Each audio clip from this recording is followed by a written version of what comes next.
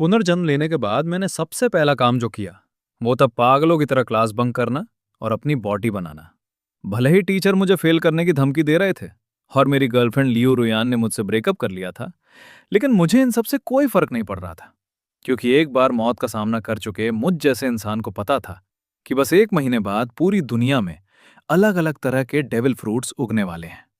उस समय जिसके पास भी डेविल फ्रूट होगा उसे सुपर पावर मिल जाएगी।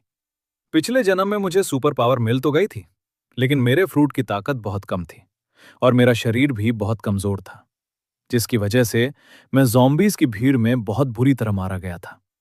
अब जब मुझे दूसरा मौका मिला है, तो जाहिर सी बात है कि मैं अपने भविष्य के ज्ञान का पूरा फायदा उठाऊंगा। जहां तक मुझे याद था, पास में ही एक डेविल फ्रूट मिलने वाला है, स्कूल के बगल वाली उस फलों की दुकान में जिसका नाम बड़ा अजीब सा था, झिन्नी ताई में। लेकिन मुझे ये नहीं पता था कि वो डेविल फ्रूट असल में किस दिन सामने आएगा। इसलिए मैं हर दिन उस दुकान पर कुछ फल खरीदने जाता था, ताकि इस बहाने देख सकूं कि वो डेविल फ्रूट अभी तक आया है या नहीं। आज हमेशा की तरह मैं उस फलों की दुकान में टहल रहा था। जैसे ही मैं अनानास वाले सेक्शन के पास पहुंचा, दो छोटी हरी डंडियों ने अचानक मेरा ध्यान खींच लिया।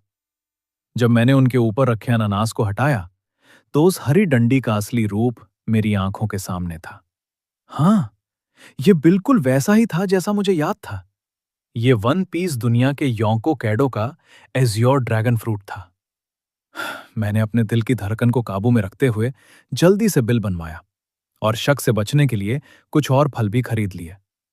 जैसे ही मैं दुकान से बाहर निकला, मेरी टक्कर एक बहुत ही तगड़े शरीर वाले अधेड़ उम्र के आदमी से हुई। यह आदमी कोई और नहीं, बल्कि पिछले जन्म में इसी ड्रैगन फ्रूट का मालिक था। मैंने राहत की सांस ली। अगर मैं थोड़ी भी देर कर देता, तो यह ड्रैगन फ्रूट पक्का उसी के हाथ लग जाता। हॉस्टल वापस आते ही मैंने बिना कुछ सोचे उस ड्रैगन फ्रूट का एक बड़ा सा बाइट ले लिया। भाई साहब, उसका स्वाद ऐसा था जैसे गटर के पानी और कूड़े को एक साथ मिला दिया हो। ऐसा लग रहा था जैसे किसी ने सड़ा हुआ गंदा कपड़ा सीधा मेरे मुंह में ठूस दिया हो। मुझे इतनी तेज उल्टी आ रही थी कि क्या बताऊं, लेकिन मैंने किसी तरह अपनी हिम्मत बांधी और उस फ्रूट के टुकड़े को निगल लिया। मैंने एक ही बार में बाकी बचा हुआ छिलका, बीज और वो छोटी सी जामुनी डंडी भी निगल ली। बहुत देर बाद जाकर मैंने गहरी सांस ली। अब चमत्कार का बीज बोया जा चुका था, बस अब इंतजार करना बाकी था। इसके बाद मैंने अपना फोन निकाला और शॉर्ट वीडियोस देखने लगा। सारे प्लेटफॉर्म्स चेक करने के बाद मैंने सर्च बॉक्स में एक आईडी डाली और सबसे पहला वीडियो खोला। वीडियो में एक लड़का कह रहा था, भाइयों देख रहे हो ना, ये रंबल रंबल फ्रूट है। मैं इसे कमेंट सेक्शन में नीलाम कर रहा हूं। जो सबसे ज्यादा पैसे देगा ये उसका। इसे देखकर मेरा दिल जोरों से धड़कने लगा। हालांकि मैं पहले ही ड्रैगन फ्रूट खा चुका था और अब दूसरा डेविल फ्रूट नहीं खा सकता था। लेकिन जब दुनिया खत्म होने वाली होगी और सबको इसकी असली कीमत पता चलेगी, तब करोड़ों रुपए देकर भी ये नहीं मिलेगा। ये सामान बदलने के लिए सबसे कीमती चीज थी। अगर मैं इसे किसी और चीज से नहीं भी बदलता, तो भी मैं इसे अपने मम्मी पापा या बहन को दे सकता था। और वैसे भी दूसरा फ्रूट खाना पूरी तरह से नामुमकिन नहीं था। बस उसके लिए ताकत और किस्मत दोनों चाहिए। मैंने कमेंट सेक्शन में कुछ नहीं लिखा, बल्कि सीधे उस पीले बालों वाले लड़के हुआंग तियानसी को प्राइवेट मैसेज किया। भाई ये फ्रूट तुमने बहुत बढ़िया बनाया है, एकदम असली लग रहा है। मुझे ये चाहिए। तुम्हें भी पता है कि कमेंट्स में लोग बस मजे ले रहे हैं। जो भी सही दाम है तुम सीधा बताओ, अगर ठीक लगा तो मैं अभी खरीद लूंगा। उसने रिप्लाई किया, भाई ये असली डेविल फ्रूट है, अगर मैं इसके लिए 10 लाख मांगू तो भी कम है। मैंने कहा, अगर सच में असली है तो तुम खुद क्यों नहीं खा लेते? अगर सच में बेचना है तो कोई ढंग का रेट बताओ, वरना मैं तुम्हें ब्लॉक कर रहा हूं। उसने कहा, तो फिर 1 लाख। मैंने सीधा बोला, 1,000 रुपए फिक्स रेट। तुम्हारे इस खिलौने की हालत देखकर इससे ज्यादा कोई नहीं दे रहा। वो थोड़ा सोचकर बोला, मुझे लगा था कि मैं किसी को बेवकूफ बनाकर ज्यादा पैसे ऐंठ लूंगा, लेकिन चलो 1,000 भी ठीक है। कुछ दिन ऐश करने के लिए बहुत है। ठीक है, तुम पैसे भेजो, मैं तुम्हें कुरियर कर दूंगा। मैंने कहा, मुझे तुम पर भरोसा नहीं है। अगर मैंने पैसे दे दिए और तुमने फ्रूट नहीं भेजा तो? अपना एड्रेस दो, मैं खुद आकर आमने सामने डील करूंगा। उसने भी चौड़ में कहा, आजा भाई, आमने सामने कर लेते हैं। तू मेरा क्या ही उखाड़ लेगा, कोई मुझे लूट थोड़ी सकता है। मैं बिना रुके सीधा बस से निकल पड़ा। उस पीले बालों वाले लड़के के शहर के बस स्टैंड तक पहुंचने में मुझे 2.5 घंटे लगे। मैंने उसे देखकर पूछा, तुम ही वो डेविल फ्रूट बेचने वाले हो ना? अपना पेमेंट क्यूआर कोड दिखाओ, मैं एक बार फ्रूट को देखकर सीधा पेमेंट कर दूंगा। उसने कहा, पहले पैसे निकाल। मैंने कहा, क्या भाई, डर लग रहा है कि मैं पैसे लेकर भाग जाऊंगा? ये तो तुम्हारा ही इलाका है। उस पीले बालों वाले ने सोचा कि बात तो सही है, इस इलाके में उसकी थोड़ी बहुत जान पहचान है। अगर इस लड़के ने पैसे नहीं दिए तो वो एक कॉल करेगा और उसके दोस्त मिनटों में यहां पहुंच जाएंगे। मैंने उसके हाथ से वो पैकेट लिया तो मेरे हाथ थोड़े कांप रहे थे। मैंने पैकेट से वो डेविल फ्रूट निकाला। मेरा दिल जोरों से धड़क रहा था। इसमें कोई शक नहीं था, यह बिल्कुल असली था। मैंने बिना कुछ सोचे तुरंत उसे 1,000 रुपए स्कैन करके दे दिया, फ्रूट को अपनी जेब में रखा और तुरंत वापस मुड़ गया। अगर इस बेकार से शहर में ट्रेन चलती तो मैं उसी वक्त ट्रेन पकड़कर घर निकल जाता। वापस आते समय मैं अपने फोन पर फिर से शॉर्ट वीडियोस देखने लगा। तभी एक वीडियो ने मेरा ध्यान खींचा। न्यूज में बताया जा रहा था, हाल ही में बहुत से लोग अचानक बेहोश हो रहे हैं और कई लोगों के शरीर पर अजीब से धब्बे दिखाई दे रहे हैं। एक्सपर्ट्स का कहना है कि यह शायद कोई नया फ्लू है। सभी लोगों से अपील की जाती है कि मास्क पहने और अपना बचाव करें। यह न्यूज देखकर मेरे होश उड़ गए। बेहोशी, शरीर पर धब्बे, क्या ये पिछले जन्म में दुनिया खत्म होने से पहले के लक्षण नहीं थे? मैं बिना एक सेकंड बर्बाद किए अपने हॉस्टल की तरफ भागा।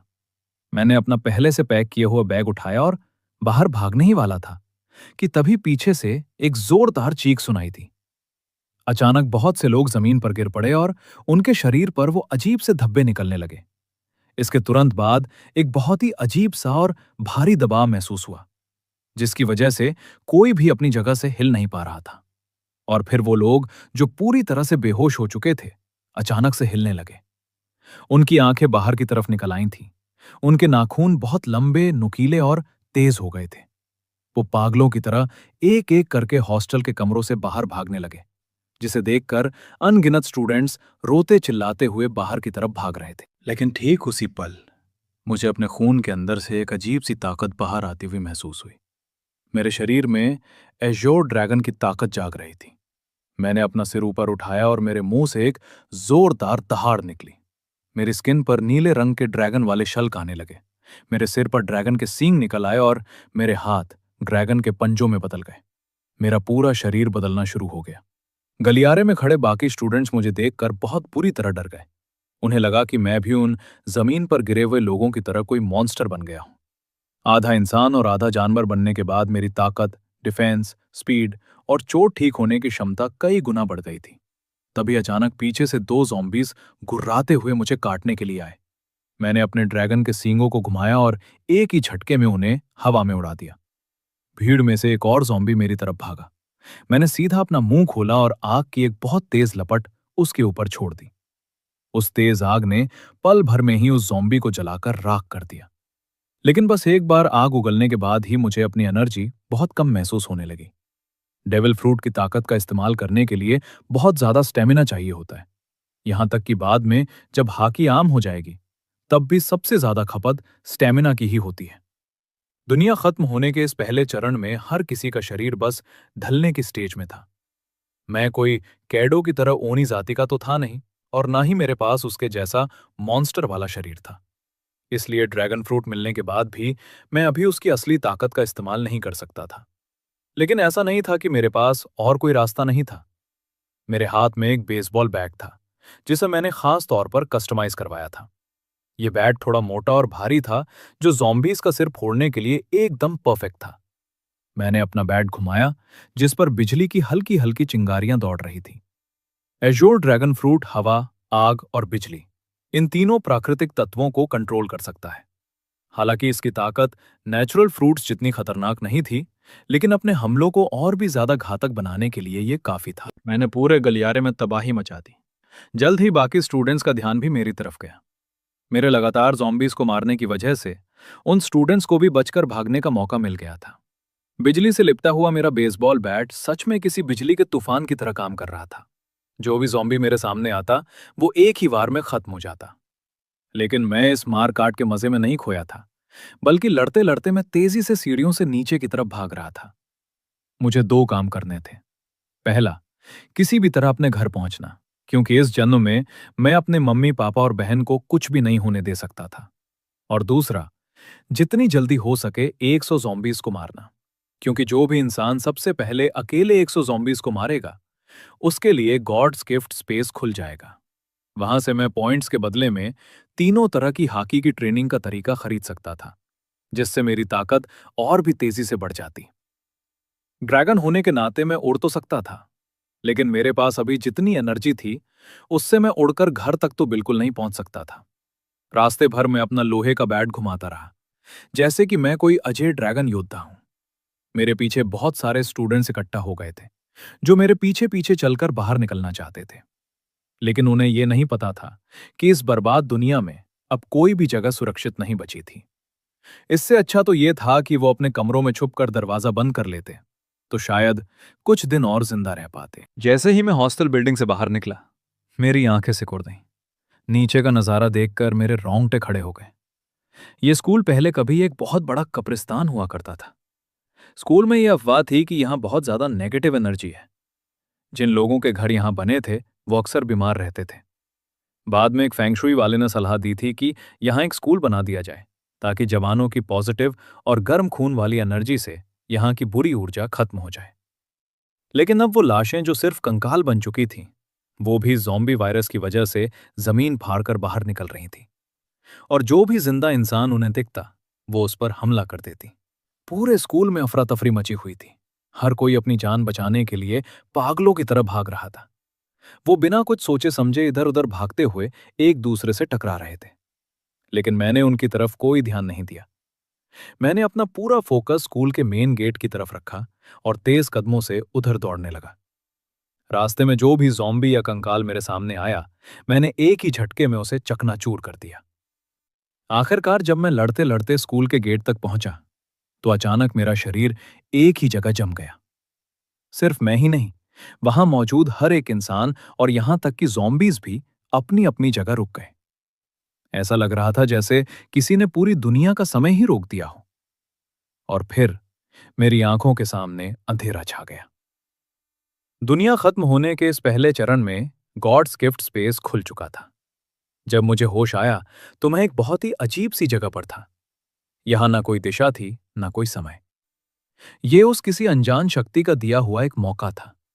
यहां आप अपने जमा किए गए पॉइंट्स का इस्तेमाल करके अलग अलग चीजें खरीद सकते थे, जैसे पावर, लड़ने की तकनीकें और हथियार। तभी मुझे एक आवाज सुनाई दी, याद रखें, क्योंकि आपने सबसे पहले 100 ज़ॉम्बीज़ को मारकर 100 पॉइंट्स हासिल किए हैं, इसलिए आपको भगवान की तरफ से एक खास इनाम मिलेगा। दुनिया के इस नए रूप में आपके शानदार प्रदर्शन के लिए आप नीचे दिए गए 3 इनामों में से कोई एक चुन सकते हैं। मैं हैरान रह गया। पिछले जन्म में मेरे साथ ऐसा कुछ भी नहीं हुआ था। इनाम 1, परफेक्ट फ्रूट। ये आपके अभी वाले ड्रैगन फ्रूट को बिल्कुल परफेक्ट बना देगा और उसकी सारी कमजोरियों को खत्म कर देगा। कमजोरियां खत्म होने के बाद आप पर समुद्र के पानी या सी स्टोन का कोई असर नहीं होगा। और सबसे बड़ी बात, आप बिना फटे एक और डेविल फ्रूट खा सकेंगे। इनाम 2, हाकी जीनियस। इसके लिए आपको किसी पॉइंट की जरूरत नहीं पड़ेगी और ना ही कोई ट्रेनिंग करनी होगी। आपकी तीनों तरह की हाकी तुरंत जाग जाएगी। अगर आप खुद से इसकी प्रैक्टिस नहीं भी करेंगे, तब भी आपकी हाकी धीरे धीरे खुद ही बढ़ती रहेगी। और अगर आप खुद प्रैक्टिस करेंगे, तो आपकी ट्रेनिंग की स्पीड दुगनी हो जाएगी। इनाम 3, जादुई हथियार। आप अपनी पसंद का कोई भी एक हथियार ले सकते हैं। यह हथियार दुनिया के सबसे बेहतरीन हथियारों में से एक होगा और यह ज़ॉम्बीज़ को दुगना नुकसान पहुंचाएगा। फ्रूट, हाकी या हथियार, इन तीनों में से एक चुनना था।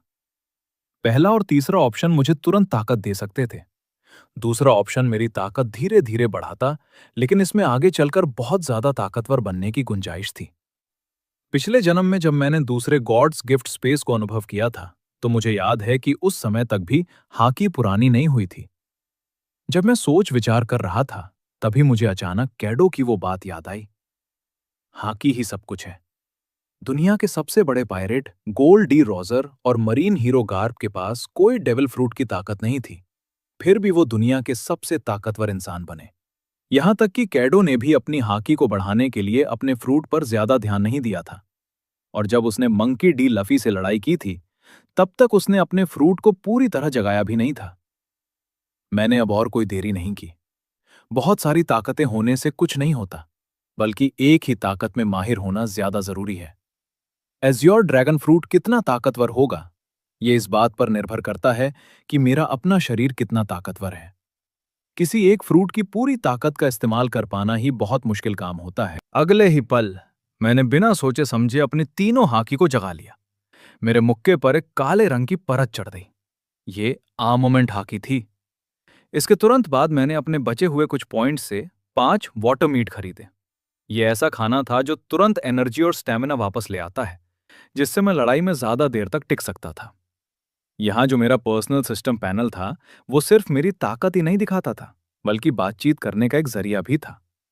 इस दुनिया के अंत में जब फोन और इंटरनेट सब खत्म हो जाएंगे, तो लोग एक दूसरे से बात करने के लिए इसी पैनल का इस्तेमाल करेंगे। और सबसे अच्छी बात यह थी कि इसमें अलग अलग चैनल्स बने हुए थे। अभी से ही बहुत से लोग इसमें आपस में बातें करने लगे थे। तभी आवाज आई, स्पेस बंद होने का समय हो गया है। अब से आप जब चाहें अपने दिमाग से सोचकर इस स्पेस में वापस आ सकते हैं। मेरी आंखों के सामने फिर से अंधेरा छा गया, और जब मेरी आंखें खुलीं, तो मैं वापस अपने शरीर में आ चुका था। मेरे चारों तरफ अनगिनत ज़ॉम्बीज थे, और डरे सहमे स्टूडेंट्स और टीचर्स अपनी जान बचाने के लिए भाग रहे थे। मैंने तुरंत वो वाटर मीट का एक टुकड़ा अपने मुंह में ठूसा और उसे चबाते हुए तेजी से स्कूल के गेट की तरफ दोबारा भागने लगा। अचानक मुझे कुछ अजीब सा महसूस हुआ, और मैं खतरे को भांपते हुए तुरंत अपनी जगह से हट गया। जहां मैं खड़ा था, ठीक उसी जगह जमीन से अचानक एक कंकाल का हाथ बाहर निकला। लेकिन मेरी ऑब्जर्वेशन हाकी की वजह से मुझे पहले ही खतरे का एहसास हो गया था। मैंने अपने बिजली से लिपटे बेसबॉल बैट को जोर से घुमाया, और एक ही झटके में मेरी तरफ भागते हुए कई ज़ॉम्बीज के परखच्चे उड़ा दिए। इसके तुरंत बाद मैं वापस इंसान के रूप में आया, अपनी कार में बैठा और फुल स्पीड में एक्सीलरेटर दबाकर शहर से बाहर की तरफ भागने लगा। सड़क पर जान बचाकर भागने वाली गाड़ियों की लाइन लगी हुई थी। लोगों को लग रहा था कि ये ज़ॉम्बी सिर्फ शहर में फैले हैं, इसलिए वो किसी सुनसान जगह पर जाकर अपनी जान बचाना चाहते थे। लेकिन उन्हें ये नहीं पता था कि अब इस दुनिया में कोई भी कोना सुरक्षित नहीं बचा है। इस बीच मेरी कार के रेडियो पर सरकार का एक इमरजेंसी मैसेज बार बार बज रहा था। सभी लोग शांति बनाए रखें, अपने घरों में रहें और खिड़की दरवाजे अच्छे से बंद रखें। हमारी सेना निकल चुकी है और हमारी लैब्स में इस वायरस का इलाज ढूंढा जा रहा है। कृपया घबराएं नहीं और व्यवस्था बनाए रखें। ज़ॉम्बी वायरस की पहली लहर हवा के जरिए फैली थी, जिसने सबसे पहले कमजोर शरीर वालों को अपना शिकार बनाया। इसलिए अस्पताल और ओल्ड एज होम्स इसके सबसे बड़े गढ़ बन गए थे। अब दुनिया खत्म होने के इस दौर में ये वायरस सिर्फ खून और काटने से ही फैलने वाला था। सेना के जवानों का शरीर बहुत मजबूत होता है, इसलिए उनके इन्फेक्ट होने के चांस बहुत कम थे। इसी वजह से शुरुआत में सेना हालात को कुछ हद तक संभाल सकती थी। लेकिन मुझे पता था कि ये सब ज्यादा दिन नहीं टिकने वाला। अगर सेना ज़ॉम्बीज का जल्दी सफाया करना चाहती है, तो उन्हें बंदूकों और भारी हथियारों का इस्तेमाल करना होगा। लेकिन ऐसा करने से उन्हें गॉड्स गिफ्ट स्पेस के कोई पॉइंट्स नहीं मिलेंगे, और बिना पॉइंट्स के वो अपनी ताकत नहीं बढ़ा पाएंगे। जैसे जैसे समय बीतेगा, ज़ॉम्बीज और भी ज्यादा ताकतवर होते जाएंगे, और एक दिन ऐसा आएगा जब उन पर गोलियों का भी कोई असर नहीं होगा। तब सेना कमजोर पड़ जाएगी और पूरी दुनिया का सिस्टम ताश के पत्तों की तरह ढह जाएगा। अब जिंदा रहने का सिर्फ एक ही तरीका था। हर इंसान को खुद आगे आकर ज़ॉम्बीज से लड़ना होगा। ये अब सर्वाइवल का गेम था। जो सबसे ताकतवर होगा वही जिंदा बचेगा। मेरी कार बहुत तेज स्पीड में भाग रही थी। रास्ते में अगर कोई ज़ॉम्बी सामने आ भी जाता तो मैं ब्रेक मारने के बजाय सीधे गाड़ी उस पर चढ़ा देता। अचानक मेरे फोन की घंटी बजी। फोन उठाते ही दूसरी तरफ से मेरी बहन की डरी और घबराई हुई आवाज आई। भैया, आप कहाँ हो? बाहर बहुत सारे ज़ॉम्बीज हैं। मुझे बहुत डर लग रहा है। मैंने तुरंत कहा, मैं ठीक हूं, तुम कैसी हो? मम्मी पापा ठीक है ना? उसने राहत की सांस लेते हुए कहा, मम्मी ने आपके कहने पर पहले ही छुट्टी ले ली थी, और वो मुझे भी स्कूल से घर ले आई। पापा अभी अस्पताल में है, लेकिन उन्होंने खुद को अपने ऑफिस में लॉक कर लिया है। वो फिलहाल सुरक्षित हैं। भैया, आपको ये सब कैसे पता था? अगर आपने मम्मी से छुट्टी लेने की जिद नहीं की होती तो शायद आज हम भी बाहर मारे जाते। पिछले 1 महीने से मेरी बहन बहुत हैरान थी कि मैं हर दिन घर में इतना सारा राशन और जरूरत का सामान क्यों भर रहा हूं। वो लोग पूछते थे लेकिन मैं कुछ नहीं बताता था। उन्हें यह भी नहीं पता था कि मेरे पास इतने सारे पैसे कहां से आ रहे हैं। जाहिर सी बात है, मेरे पास इतने पैसे नहीं थे और 1 महीने में कोई इतना पैसा कमा भी नहीं सकता। लेकिन जब मुझे पता ही था कि दुनिया खत्म होने वाली है तो मुझे किस बात का डर। मैंने हर एक ऑनलाइन प्लेटफॉर्म से लोन ले लिया था। अगर मुझे मम्मी पापा को जवाब देने का डर ना होता तो मैं शायद अपना घर भी गिरवी रख देता। हालांकि गॉड्स गिफ्ट स्पेस होने के बाद इतने सारे सामान की जरूरत नहीं थी, लेकिन मैंने ये सब बस इमरजेंसी के लिए रखा था। हम बात कर ही रहे थे कि तभी आगे जा रही एक महंगी कार ने एक ज़ॉम्बी से बचने के लिए अचानक ब्रेक मारा और गाड़ी बुरी तरह पलट गई। इसकी वजह से वहां गाड़ियों की एक बहुत भयानक टक्कर हो गई। कई गाड़ियां एक दूसरे में जा घुसी और लोग बुरी तरह कुचले गए। मुझे पहले से पता था कि ऐसा कुछ होगा, लेकिन अब मेरे पास गाड़ी रोकने का समय नहीं था। मैंने तुरंत अपना बैग और बेसबॉल बैट पकड़ा और उसी पल एजियोर ड्रैगन में बदल गया। मेरी ड्रैगन फॉर्म ने सीधा कार की छत को फाड़ दिया और मैं आसमान की तरफ उड़ गया। बादलों का सहारा लेते हुए मैं आसमान में ऊपर की तरफ उड़ने लगा। यह नजारा देखकर सड़क पर खड़े सब लोग फटी आंखों से मुझे देखने लगे। इसकी वजह से वो भयंकर एक्सीडेंट और भी भयानक हो गया क्योंकि सबका ध्यान मेरी तरफ था। लेकिन मेरे पास नीचे उस शोर शराबे पर ध्यान देने का समय नहीं था। मैं बादलों के बीच से होते हुए सीधा अपने घर की दिशा में उड़ने लगा। बीच बीच में मैं अपनी एनर्जी वापस पाने के लिए अपने बैग से वाटर मीट निकाल कर खा लेता था। अभी मेरी ताकत इतनी नहीं थी कि मैं बहुत देर तक उड़ सकूं। जैसे ही मेरा सारा वाटर मीट खत्म हुआ, मुझे नीचे उतरना पड़ा। जमीन पर आते ही मैंने वापस इंसान का रूप ले लिया। मैंने चारों तरफ नजर दौड़ाई। दूर दूर तक कोई ज़ॉम्बी नहीं था। मैंने तुरंत गॉड्स गिफ्ट स्पेस में जाकर 5 और वाटर मीट खरीदे और उन्हें अपने बैग में रख लिया। अब मेरे बैग में बस ये 5 वाटर मीट और वो असली रंबल रंबल फ्रूट, बिजली वाला डेविल फ्रूट रखा हुआ था। मैंने एक वाटर मीट खाया, लेकिन तुरंत दोबारा उड़ने का फैसला नहीं किया। भले ही वाटर मीट शरीर की थकान दूर कर देता है, लेकिन अगर मैं पूरी तरह से इसी पर निर्भर रहता तो मेरी असली एनर्जी और भी तेजी से खत्म होने लगती और दिमाग की थकान इससे नहीं मिट सकती थी। मैंने मैप खोला और अपनी लोकेशन चेक की। अब मुझे एक हाईवे ढूंढना था और एक मजबूत सी गाड़ी का इंतजाम करना था। सही दिशा मिलने के बाद मैं फिर से ड्रैगन में बदल गया। इस बार मैं सिर्फ 10 मिनट ही उड़ा था कि मुझे नीचे एक बड़ा सा हाईवे दिख गया जिस पर बहुत सारी गाड़ियां तेजी से भाग रही थी। मुझे अपने लिए एक मजबूत सी एसयूवी गाड़ी चाहिए थी। नीचे गाड़ियों में बैठे बहुत से लोगों ने आसमान में उड़ते हुए एक ड्रैगन को देख लिया था। कुछ लोगों ने तुरंत अपने फोन से इसका वीडियो बनाया और उसे गॉड्स गिफ्ट स्पेस के कम्युनिकेशन चैनल पर अपलोड कर दिया। चैनल पर लोग पागल हो गए। दोस्तों, मैंने अभी आसमान में एक ड्रैगन देखा। बहुत बड़ा नीला ड्रैगन, कम से कम 10 मीटर लंबा होगा। किसी और ने रिप्लाई किया, यह पक्का कैडो का ड्रैगन फ्रूट होगा। पता नहीं वो कौन खुशकिस्मत इंसान है जिसे इतना ताकतवर फ्रूट मिल गया। तभी उस पीले बालों वाले लड़के का मैसेज आया, यार मेरे पास भी असली रंबल रंबल फ्रूट था, लेकिन मुझे लगा वो नकली है तो मैंने उसे बेच दिया। एक असली डेविल फ्रूट, वो भी सबसे रेयर लॉगिया टाइप का फ्रूट। उसने उसे सिर्फ 1,000 रुपए में बेच दिया था। वो लड़का पक्का इस वक्त अपना सिर दीवार पर मार रहा होगा। दीजो से यूजो जाने वाले उस हाईवे के ऊपर ड्रैगन के रूप में उड़ते हुए आखिरकार मुझे एक बहुत ही मजबूत और खतरनाक सी दिखने वाली एसयूवी मिल गई। मैं बस नीचे उतरकर उस गाड़ी में लिफ्ट लेने ही वाला था कि तभी अचानक मेरी आंखों के कोने से मुझे हाईवे के किनारे खड़े एक बहुत बड़े पेड़ पर एक हल्की सी चमक दिखाई दी। अगले पार्ट के लिए अभी लाइक, सब्सक्राइब और शेयर जरूर कीजिए और अपना ध्यान भी रखिए।